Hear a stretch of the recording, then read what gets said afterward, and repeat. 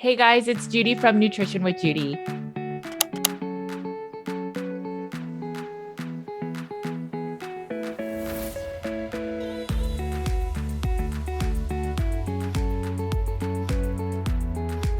Thanks for joining me today. My name is Judy Cho, and I'm board certified in holistic nutrition.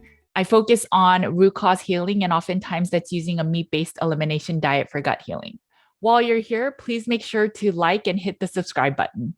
Okay, so today is part 2 with Dr. Richard Johnson. Dr. Richard Johnson is a nephrologist that is a professor and clinician and researcher at the University of Colorado. Dr. Johnson already has 2 books out, The Fat Switch and The Sugar Switch. And now he has this new book out called Nature Wants Us to Be Fat. And this talks all about uric acid, fructose, purines, possible artificial sweeteners, as well as salt, and how that may affect blood pressure or how you can actually not make it affect blood pressure. So let's get right into the second part of the interview. If you missed the first part, please make sure to listen to it, especially if you eat organ meats and if you eat lots of fruits, and especially if you eat honey on a meat-based diet. Let's get into part 2. I'm not as concerned about uric acid, elevations in uric acid on people who are on a ketotic diet because there are very few reports of gout. Many of them have no signs of inflammation. They have normal glucose levels. There's a group called the Hadza, hunter-gatherers, and they tend to eat a lot of honey, but they don't seem to get metabolic syndrome.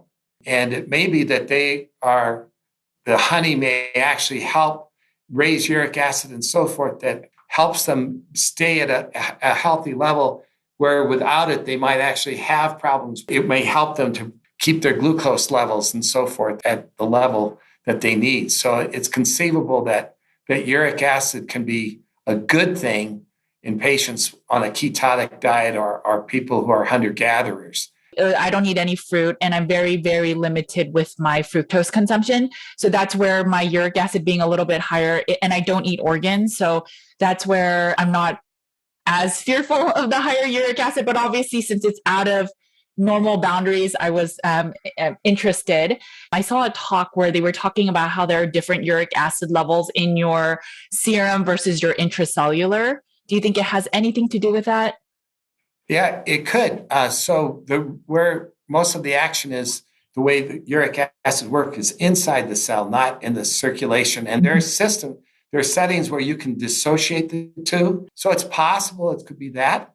I do want to bring up another point, which is that a very simple thing that you might consider doing to try to bring your uric acid down or to block any negative effects of the uric acid is to drink water. A lot of water. So we found that fructose drops the energy in the cell, and that seems to be the special mechanism by which it drives obesity. And the way it works is that when the energy falls, that the breakdown of ATP is broken down to uric acid, and uric acid is doing all these biologic effects. And so for the longest time, we thought it was just that pathway that was driving the obesity. But then we had the discovery that there's another mechanism that's linked with the uric acid driving the obesity. And that pathway seems to be due to the fact that fat is more than just an energy source. So we think of fat as a source of calories that animals use when there's not enough food around. But animals also use fat to produce water. And the way that works is when fat is burned, it generates water. So there's no water in fat, but when you burn it, you produce water. And a lot of animals turn out to make fat to not just store it as energy, but to store it as water. So when there's not enough water around, they can have it available. We realized that fat was also a means for storing water, we became interested in, if you're dehydrated, would that be a mechanism for stimulating fat? Because if you were afraid you're going to become dehydrated, or you were dehydrated, wouldn't it make sense to try to store fat as a source of water? Whales will have a lot of fat. They don't get their fresh water from the seawater. They have to get their fresh water from the crustaceans and things they eat. In order to get enough water, they actually get fat. And then what they do is they break down the fat to release water. So Interesting. the fat becomes a source of water. And so it turns out that dehydration is another mechanism for generating fructose in the body. So if you eat like salty foods, a lot of salty foods, that will activate this enzyme to convert glucose to fructose. And when you eat salt, you basically are becoming dehydrated. That's why you get thirsty. So you eat salt, get dehydrated, you start making fructose. The fructose drives fat production, and then the fat production becomes a source of water. And that is one of the protective mechanisms by which fructose tries to help the animal, because if it feels it's trying to protect you not just from too little food, but from absence of water. So if you have a lot of fat, you can live without a lot of water because you can use the fat to make water. That's why the camel has fatty hump, is so that it can produce water when it can't get enough, because it can break down the fat to produce water. So if I understood you correctly, dehydration can actually endogenously within the body produce fructose. absolutely. Absolutely. I think that's fascinating because a lot of carnivores, since we don't eat a lot of carbs with fat, with salt and sugar, we don't feel a lot of thirst. So there's a lot of thoughts where drink to thirst, and a lot of carnivores aren't thirsty. But I wonder if some of the carnivores are, because they're fasting a lot, they're never really thirsty. So they're maybe getting dehydrated, and then they're producing some of the fructose, which is making some people stall in their weight, even though they're eating very low carb. There are a lot of cats that are developing kidney disease. Okay. And a lot of them we think they're getting dehydrated and they're activating this pathway. And one of the thoughts is that they're not drinking enough water. This is also being seen in wild cats, where they're developing kidney disease associated with dehydration. And we think that they're not getting enough water. So one of the interesting things is that these animals, when they are getting dehydrated and vasopressin levels are going high, you can suppress that by drinking water. So, for example, if we give animals salt, over time, for the first few months, there's not much going on, but they start making fructose, and then they become very, very fat. And it's through this fructose vasopressin pathway. And if we give them water, we can suppress the vasopressin, and we can and prevent them from getting obesity. Could fructose be driving fat as a mechanism to provide water for these animals that are in those kinds of situations? And so what we found is that dehydration actually is another mechanism that turns on this polyol enzyme to convert glucose to fructose. And when you become dehydrated, mild dehydration triggers this effect to try to make fat. And the easiest way to make mild dehydration is to eat salt, because when you eat salt, you become a little bit thirsty, and you're actually triggering dehydration in your body, and that actually stimulates the production of fructose. And so when you eat salt, you actually make fructose. Now, everybody thought of salt as just being important in blood pressure, and very people think of salt, which has no calories, as being important in obesity. In the last 20 years, there have been all these studies that have shown that populations that eat a lot of salt are at increased risk for developing obesity. And we found that this was due to the fructose, because if we block the fructose, we could block how salt causes obesity. Salt then becomes another mechanism to drive obesity, and it works, though, through carbs. If you have glucose and you activate this enzyme, the glucose gets converted to fructose. So like if you're on a pure protein diet, a meat diet, you're not eating a lot of carbs, you're not going to have a lot of glucose around, and the salt won't be as powerful as a mechanism to generate fructose, because you don't have the huge amounts of glucose in your system.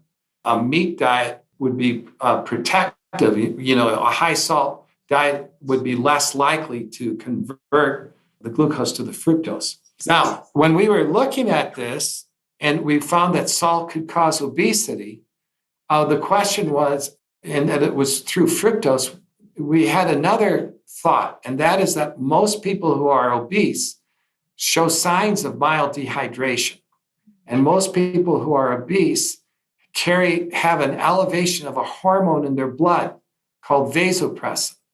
And you can measure it. It's called Copeptin. And Judy, you may want to measure your Copeptin level, to honestly, because the Copeptin level, when it's high, it is absolutely a risk factor for obesity. And it reflects this hormone vasopressin.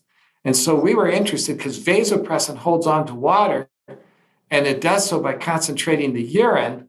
So we thought to ourselves, well, maybe vasopressin might actually increase fat production as another mechanism to hold on to water.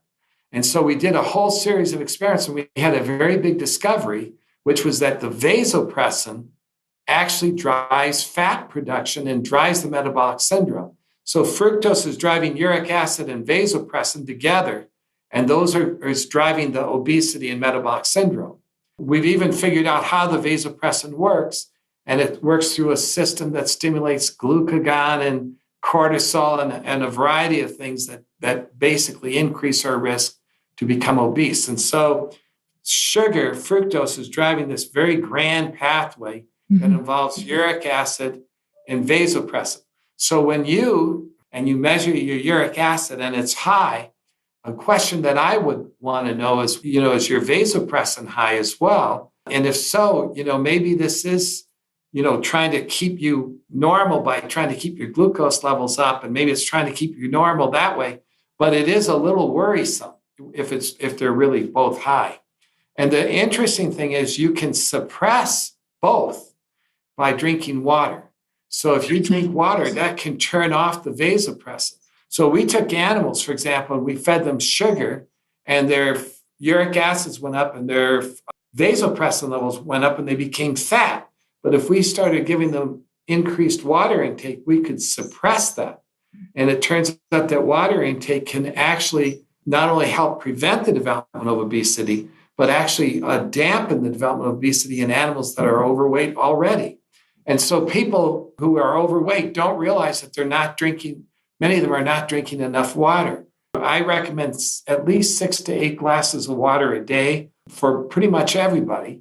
But you don't want to just increase water, because it is possible to intoxicate on water. You can drink so much water that you can get into trouble. Everybody probably needs to discuss with their doctor how much is safe for them. Relates to how much work you're doing outside and all these kinds of things. But I would say that 8 glasses of water is very healthy for the average person.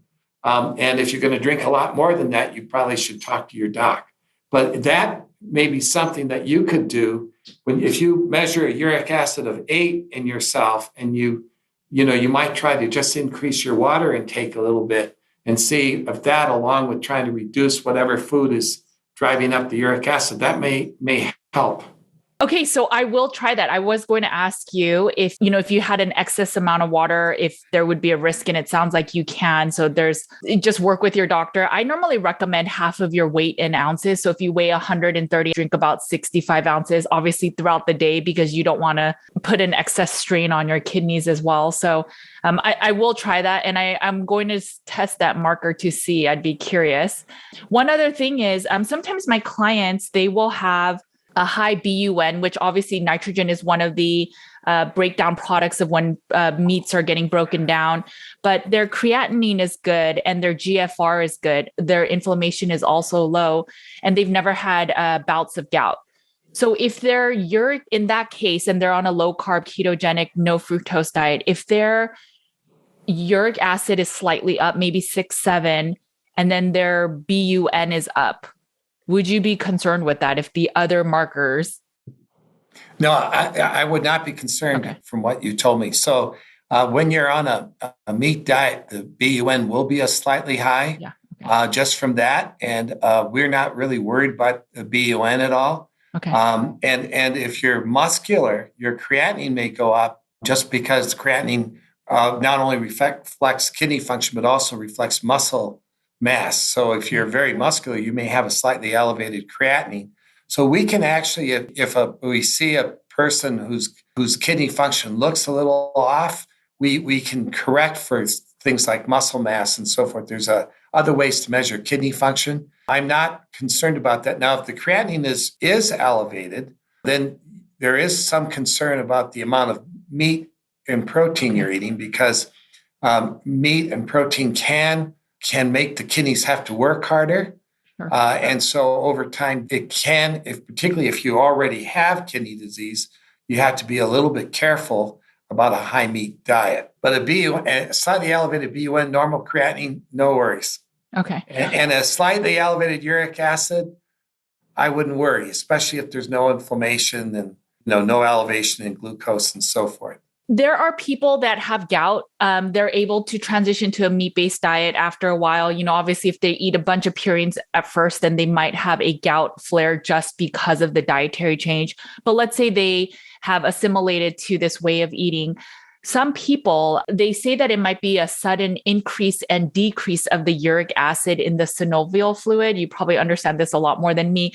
So if somebody that had gout had the history of it, but no longer suffering from that, but eating a meat-based diet, and then all of a sudden decided, I'm going to have a day of eating as much fructose as I wanted that day. And because of the sudden increase of uric acid from fructose and the purines, then they have a gout flare. Can you talk a little bit about this? Is it really the big shifts in the up and downs, and possibly maybe eating off plan may be disadvantageous for people that have struggled with gout? Yes. So first off, gout correlates. The higher the uric acid is, the higher the risk for developing gout. But there are people who've had gout with normal uric acids, uric acids of 6. And there are a lot of people who have uric acids of 9 who've never had a gout attack. But typically, when the uric acid gets around 7, there's an increased risk for gout. And so a lot of people will go by the fasting uric acid levels. But uric acid levels do go up and down during the day. And like if you eat a purine-rich or a sugar-rich meal, your uric acid can go up. And with sugar, the uric acid tends to go up like 15 minutes to 60 minutes after you eat it. But a purine meal, the uric acid kind of peaks more like 2 to 4 hours after you eat it. And so there is some variation. And so the classic people who get uric acid attacks, they'll tell you that, they ate a particularly bad meal, then they went to bed, and at 3 a.m, they wake up with a gout attack. And the thought is that they ate this high purine meal or high uric fructose meal, and it caused a shift in the uric acid that was able to trigger an attack. And also there's this thought that when you start a medication to lower uric acid, that the shift in uric acid, that the shift may be enough to trigger attacks. So it's thought that the main risk for gout is the level of uric acid, but it's also known that the shifting is important and can play a role in triggering attacks. And you can trigger it by eating a purine-rich or sugar-rich meal, but you can also trigger it by medicines that drop the uric acid too quickly and can increase the risk. In this thought, do you think it's dangerous that, let's say for somebody like me that eats a meat-based diet, I don't really eat organs of the meats, maybe not have the sardines every day, but, on some days. But let's say once a week, I decide I'm going to go all in with my fructose. Is that as dangerous as someone that just eats a bit of fructose every day? Yeah, I don't think I can really answer that question. I would think that it might be, but I don't have, I don't know for certain. But if you eat a large amount on one day, you will get a more rapid rise of the uric acid, and theoretically, it might lead to more crystallization if you cross that solubility level. I would think that intermittent binging would be worse than chronically eating small amounts. That would be my guess, but I don't know. I don't have data to support that. I saw a study that creatinine levels, if they're high, it can be because maybe the low GFR numbers, and that is actually coming from hypothyroid. Is there a relationship with kidney issues or inflammation and hypothyroid? Well, I mean, people who are hypothyroid may have slightly elevated creatinines because their kidney function may be a little bit worse. Okay. So just by decreasing metabolism, GFR will tend to fall a little bit. So it might just be like that. The main worry with high protein diets and kidney function are really in people who have established kidney disease. It's really been the problem in people who have really significant kidney disease, what we call like stage 3 or stage 4 kidney disease. That's where you really do need to be careful with how much proteins you're eating, because proteins can cause an increase in pressure in the filtering units of the kidney. So the kidneys have like 1 million little filters per kidney. And when you eat high protein diet, it tends to increase the pressure transiently in those filters. And it turns out that uric acid does some of the same things. So when you raise uric acid, it increases the pressure in those filters. And normally the kidney can handle that pretty well. But if it's damaged, it's already got, when the kidney's damaged, the filters that are left usually filter under higher pressure to try to maintain filtration. And so it's under those circumstances where they're already kind of have a high pressure, and then you take a high protein diet or raise the uric acid, and that tends to make that a little bit worse. In that setting, eating a lot of protein could theoretically be a problem. Okay. No, and that makes a lot of sense. I think for a client of mine, that if they had that type of scenario, I'd probably go a little less protein with a little bit more high fat. So they're in a more ketogenic diet. I've been dodging the salt stuff because I wanted to bring it up at the end or like closer to the latter half of this interview to talk about blood pressure and salt. And what I got from you earlier is that dehydration can produce endogenous fructose or within the body. And then also that salt can do the same thing. And a lot of people, we hear the standard care is if you have high blood pressure, we need to reduce our salt. But you talk about something that there's a nuance with that. Can you talk about that? And so I'm sure some people are going to be watching this that are low carb and that we are adding salt to our system. Should we be concerned on a low carb diet with our sodium, or is there some nuance? Okay, so salt has really been a controversial area in the literature. For sure, animals that develop high blood pressure, if you give them salt, you can make their blood pressure worse. Okay. That is absolutely true. And in people with high blood pressure, there's very, very good data that if you feed them a high salt diet, that you can make their blood pressure worse. Interestingly, if you have normal blood pressure, it's harder to show an effect of salt. And if you're young and healthy, a lot of people seem to be able to eat salt without really seeing much of a rise in blood pressure. So there's been controversy in the literature that maybe salt restriction should really be limited to people with documented high blood pressure or people who are over like 60 years old. There's an increase.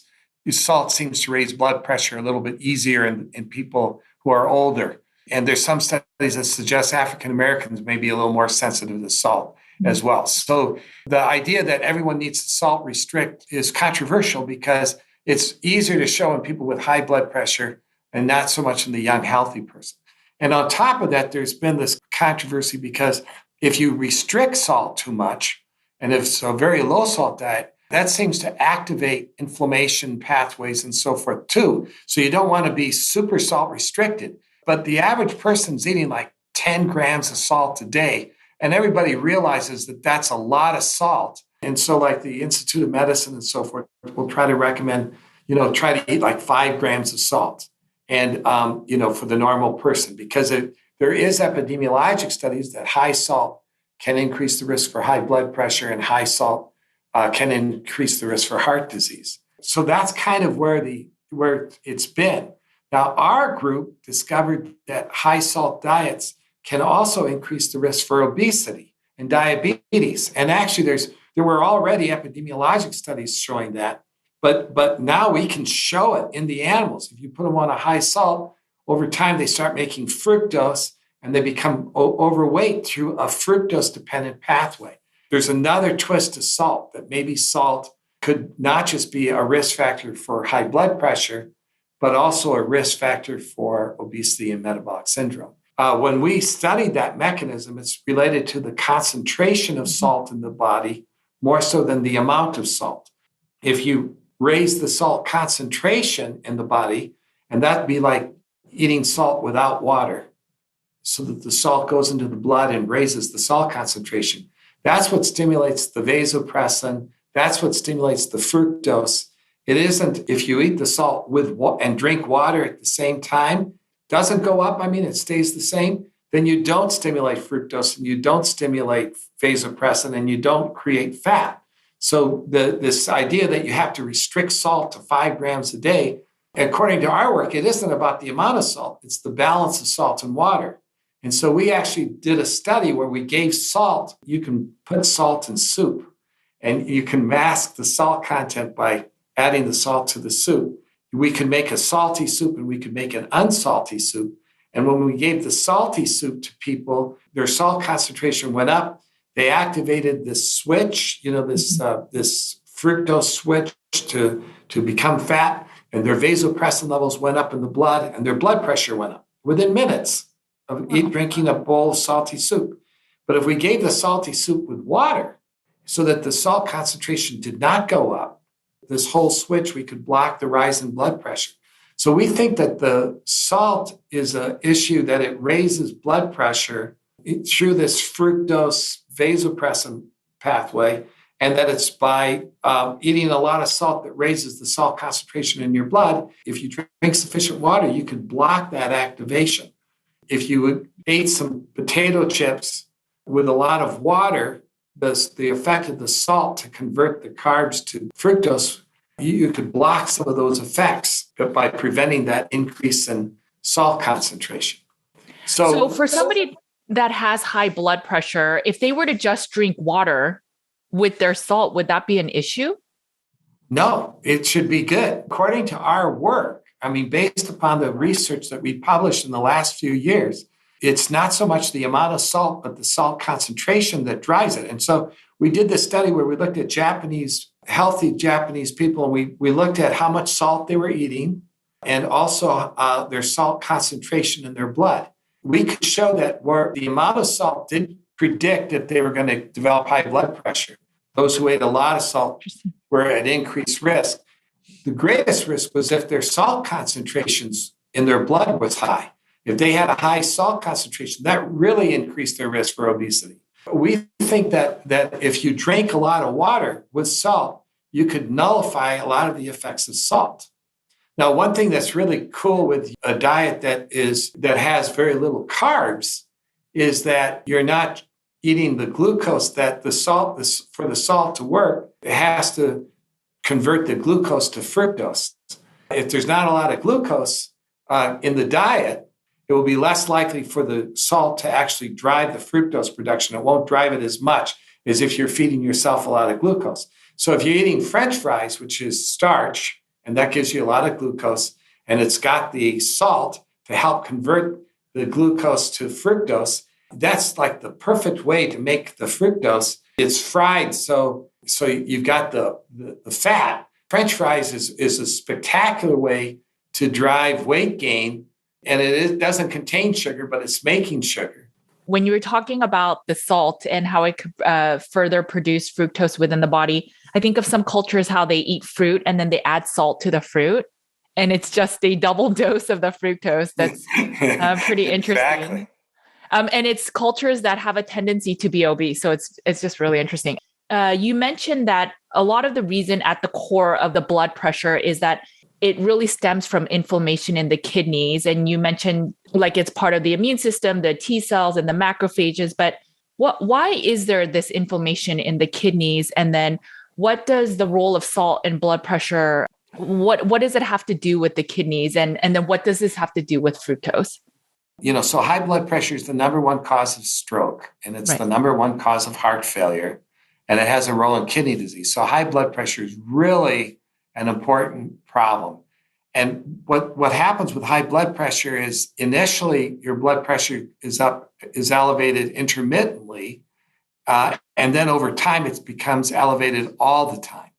Things like fructose, when you eat it, your blood pressure goes up quickly, but then it comes down after the fructose is metabolized. When you eat salt, the blood pressure goes up quickly and then it comes down after a while. It's initially a transient rise in blood pressure. If you get it worked up in front of when you're at the podium giving a talk, your blood pressure may shoot up during that time and then it comes down. So we call that borderline or intermittent hypertension. It's not real permanent hypertension where your blood pressure is high most of the time. And so the question is, what causes that? Well, it turns out that certain foods cause that intermittent hypertension, and we think it's the uric acid, and we think it's, how this whole pathway of fructose, uric acid, and vasopressin.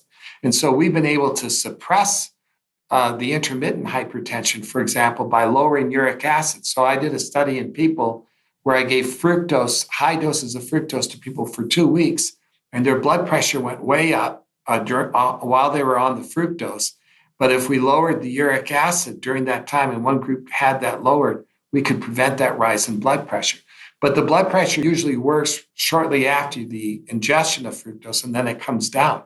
So the question is, what converts the intermittent hypertension to persistent hypertension? So what appears to be is that there's a period of intermittent elevations in blood pressure driven by diet and other things. And then there becomes a period of persistent high blood pressure. Right. And what had been known was that the kidney has a very important role in the persistent rise in blood pressure. So the question is, how does the intermittent changes lead to persistent changes? And one of the things we found is that when you raise uric acid intermittently, or if you give like sugar and so forth, that over time you start to get an inflammation in the kidneys, and that inflammation acts on the kidneys to reduce the amount of salt that's excreted. And so this inflammation that occurs in the kidneys in response to uric acid, in response to sugar, and so forth, appears to be driving this kidney response. And then that inflammation in the kidney stays persistent. And one of the interesting aspects of it is that the way it seems to work is that there's the expression of what happens is that the uric acid, when it goes up in the blood, causes constriction of blood vessels. It's both systemically and inside the kidney. And when it constricts the blood vessels, it kind of reduces the blood flow. And when it reduces the blood flow, the tubules in the kidney, in particular, feel like they're not getting enough blood. And so they produce, or they start to express proteins they normally don't express. And what happens is the body starts to react to them. It's almost like what we call an autoimmune reaction. And what happens is you get this inflammation that stays persistent in the kidney and keeps the blood vessels constricted. And when it does that, it reduces the ability to get rid of salt. So what happens is you start off with a normal kidney that can get rid of salt easily, but you're eating the wrong foods and your blood pressures are intermittently going up, and you're doing this kind of repeated insult to the kidney where it's not getting enough blood supply to the tubules and stuff intermittently. And then over time, that turns into a chronic inflammation, and that chronic inflammation seems to lead to the salt retention that occurs. And then that salt retention causes the salt concentration to go up and activates this whole process. And now you have persistent hypertension, high blood pressure that is chronic high blood pressure. With someone that has that inflammation, would just the addition of water mask the issue? Well, theoretically, if you could, like, for example, if you drank a lot of water and could prevent activation of those pathways, it might have a big role in reducing blood pressure. And as I mentioned, we did do a study where we gave salty soup with or without water, and we could block the acute rise in blood pressure. Whether or not, staying well hydrated could prevent the development of hypertension in people is something that would be worthy studying, because it's quite possible. That's very interesting. You also mentioned that low blood pressure isn't also ideal, especially as you're getting older. Why is that? And then what is an ideal blood pressure? Well, it is true that as you get older, the ability of the kidneys to respond to low or high blood pressure gets worse. Normally, the kidneys respond if your blood pressure is high. Mm-hmm. The kidney adapts to the high blood pressure so that it filters normally. So it does that by constricting the blood vessels to dampen the pressure to the kidney. And then that allows the kidney to filter normally, even though the systemic blood pressure is high, but it does so by constricting its vessels. And likewise, when the blood pressure is low, the blood vessels in the kidney will dilate to allow adequate perfusion. So we call this autoregulation. What it means is that the kidney is a smart organ and it can adapt to changes in pressure in the body. So if you have high blood pressure, the kidney tries to adapt so that it's filtering fine. And if it's low blood pressure, it adapts. But as we get older, that ability to regulate becomes a problem. So like if you have a low blood pressure, or if you drop blood pressure too low and you're older, you're not going to adapt as well. And so the kidney function is going to fall more significantly. And likewise, if the blood pressure is really high and you have kidney disease or you're older and you can't regulate, then the pressure gets transmitted and causes damage to the kidney.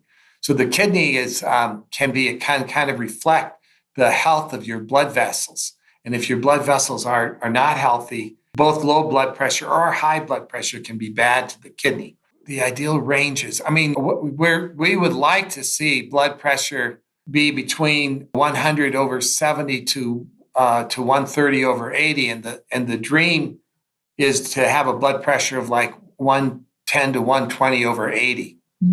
That's the healthiest for the kidneys. Right. For the blood and for the vasculature.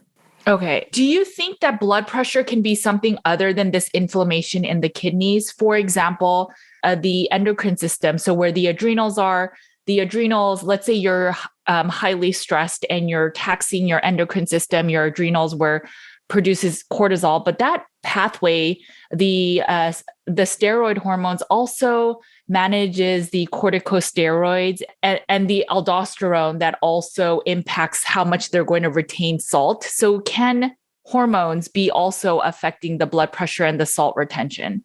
Absolutely. So there are many causes of high blood pressure. Okay. And the major cause of high blood pressure is called primary hypertension. This is the one where people haven't really understood what causes it. And, our data would suggest that this type of high blood pressure is driven a lot by inflammation in the kidney and is initiated by processes like too much sugar, too much salt, and possibly activation of this fructose pathway. Right. So that makes up about 90% of high blood pressure. But there's about 10% of high blood pressure is what we call secondary hypertension. And that's often driven by hormones like cortisol and aldosterone. One of the more interesting ones is there's a secondary hypertension that's fairly common, and it's driven by increased aldosterone production from the adrenal gland. And aldosterone holds on to salt. Right. This aldosterone, there's so many people developing this hypertension, which is due to a benign tumor making too much aldosterone, and it's been kind of a mystery. But what's interesting is when you give fructose to animals and you activate this pathway, aldosterone is also produced, as is some cortisol. So this pathway that we've been talking about, this sugar uric acid pathway, is associated with an increase in aldosterone and an increase in cortisol. And we've been wondering if, because some of the risk factors for developing this aldosterone producing hypertension seem to be obesity and diabetes, that the two appear to be linked. And could it be that this what we call secondary hypertension is also related to this diet and lifestyle and issues related to this pathway?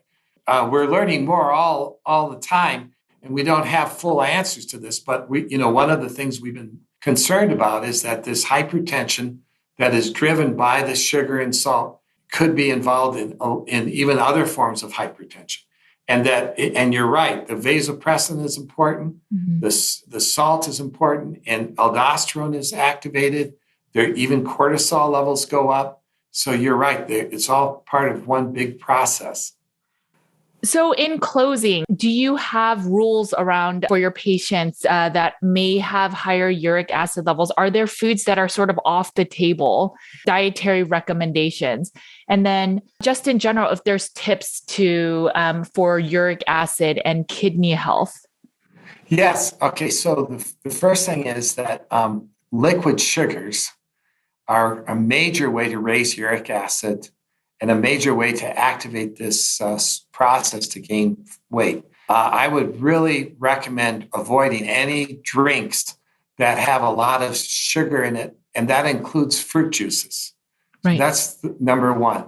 Number two, in general, fructose containing foods, sugary pastries, and things like that would also be the next thing to target. I would also be concerned about high glycemic foods like potatoes, rice, bread, and especially combined with salt like French fries as another mechanism that could activate this process that could lead to intracellular uric acid generation and uric acid generation. So I would be worried about those. In terms of the purine-rich foods, the ones that I worry about the most are things like anchovies and sardines and mackerel that may have a lot of purines. I'm less concerned about other types of fish. Of the shellfish, some shellfish like oysters and shrimp can contain a fair amount of purine, so I would kind of not overdo it with those. The poultry and so forth seem to be pretty low in purines relatively. Red meat is kind of mixed, probably. I know that red meat is a big part of the diet, but in the absence of sugar and carbs, it's probably not a huge purine load. It's not the same as sugar and beer. I would be careful with of the alcohols. Beer is the one with the highest risk, and that's not because of the alcohol, but because of the brewer's yeast. Right. And then hard alcohol would be intermediate. Wine would be a little bit less. The devil's is pretty much with all foods. I mean, all foods have pros and cons. Right. And so there's no nothing's perfect in this world. And I think that in general, meats are good because a lot of carbs seem to be at the center of this problem, especially fructose and carbs that can generate fructose. So this is one of the great benefits of a meat diet is that you've really taken out one of the main players for driving obesity. Yeah. I mean, this is really important information. If I can kind of summarize, which there was so much information we talked about, but there is a possibility that uric acid levels will go up on a carnivore or a meat only diet. And as long as the other mechanistic players are not at play, so we're not eating a lot of fructose, where our inflammation markers are down and other blood work's down, maybe it's not as concerning. Obviously, check the amount of hydration. Make sure that if I'm adding salt, that maybe we add more water. Make sure we're hydrated, and that if we're fasting, oftentimes we're not thirsty, and so again, that level of dehydration that happens that can stimulate fructose. So there's all these pathways that can stimulate fructose. Our goal is to not really stimulate it as much because we don't want to make that switch to start storing fat because we are in a culture and society of plenty. And so we don't need that switch to be on. Exactly. So I know your book is wonderful and you've had many books that you've written. Can you talk about where, the book, a little bit about the book, where you can get it and, where people can find you in all your work? Oh, thank you. Well, so the book tells the story of our research that, identified fructose as a way that activates this biologic switch and the different types of ways you can activate this switch. And, how we've learned this from all this information, how to help prevent the development of obesity and even possibly reverse it. We've been able to link these pathways with the development of other diseases too, including Alzheimer's and behavior disorders and a variety of things. So the book has a lot to talk about in terms of nutrition and its effects on health. You can read more about it by going to my website, which is drrichardjohnson.com. You can get the book through Amazon or any Barnes and Nobles, Books A Million, through all these different venues. And it's called Nature Wants Us to Be Fat. And I'll put all the information in the show notes, all your books and the links to them. Thank you so much for your time and all the research you've done. I think this is a really, really important discussion in our communities that are eating meat only. And then as they decide to add back foods, a lot of people are turning to fruits and honey. And I don't know if that's the safest mechanism, especially from our conversation. Maybe it's that they needed a little bit more water to lose some of the weight.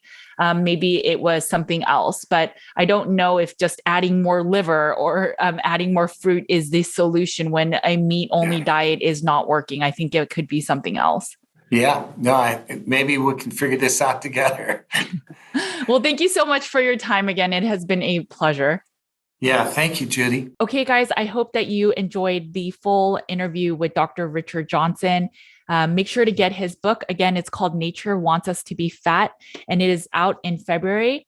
This talks a lot more in detail of the studies and of the research that Dr. Johnson has done to talk about high uric acid levels, fructose, and what that all means in terms of our metabolic health. I hope you take away from this that sometimes adding a lot of fruit, and this will depend on your own metabolic health and your whether you came into this way of eating with good kidney function, good liver function, if you had insulin resistance or hyperinsulinemia, if you were diabetic, all of these things will play a factor in how much fruit you can actually eat in a meat-based diet.